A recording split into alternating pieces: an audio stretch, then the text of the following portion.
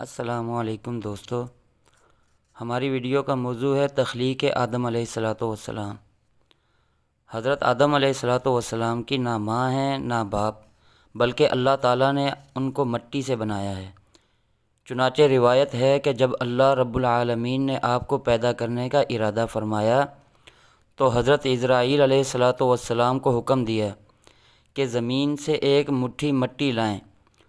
حکم خداوندی کے مطابق حضرت اسرائیل علیہ الصلوۃ والسلام نے آسمان سے اتر کر زمین سے ایک مٹھی مٹی اٹھائی تو پوری روئے زمین کی اوپری پرت چھلکے کی مانند اتر کر آپ کی مٹھی میں آ گئی، جس میں 60 رنگوں اور مختلف کیفیتوں والی مٹیاں تھیں، یعنی سفید و سیاہ اور سرخ و زرد رنگوں والی، اور نرم و سخت، شیریں و تلخ، نمکین و پھیکی وغیرہ، یہ ساری مٹیاں اس میں شامل تھیں۔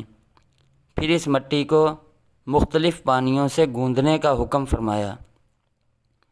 چنانچہ ایک مدت کے بعد یہ چپکنے والی بن گئی، پھر ایک مدت تک یہ گوندھی گئی تو کیچڑ کی طرح بودار گارا بن گئی، پھر یہ خشک ہو کر کھنکھناتی اور بجتی ہوئی مٹی بن گئی۔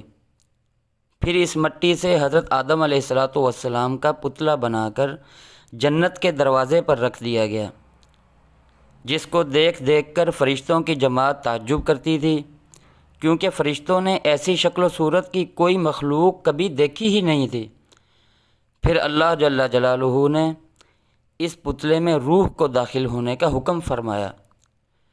چنانچہ روح داخل ہو کر جب آپ کے نتنوں میں پہنچی تو آپ کو چھینک آئی، اور جب روح زبان تک پہنچ گئی تو حضرت آدم علیہ الصلوۃ والسلام نے الحمدللہ پڑھا، اور اللہ رب العالمین نے فرمایا یرحمک اللہ، یعنی اللہ تعالیٰ کی تم پر رحمت فرمائے۔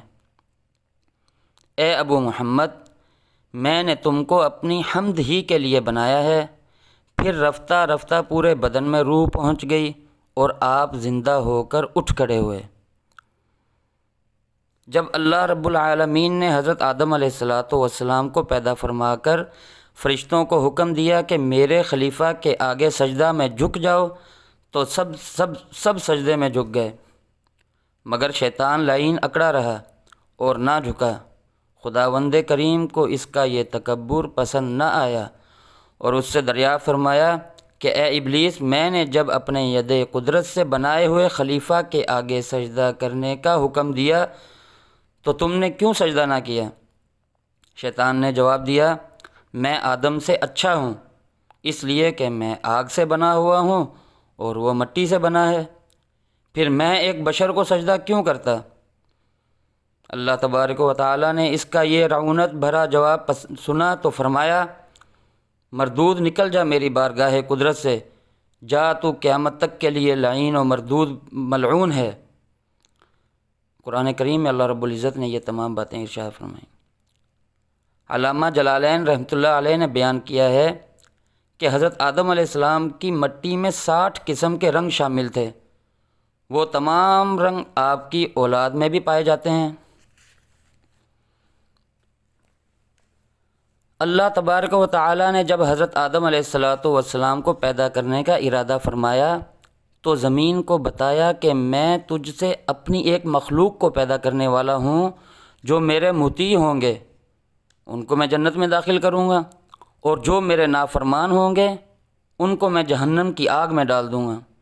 یہ سن کر زمین نے پھر پوچھا، اے اللہ، مجھ سے پیدا ہونے والی مخلوق جہنم کی آگ میں جائے گی؟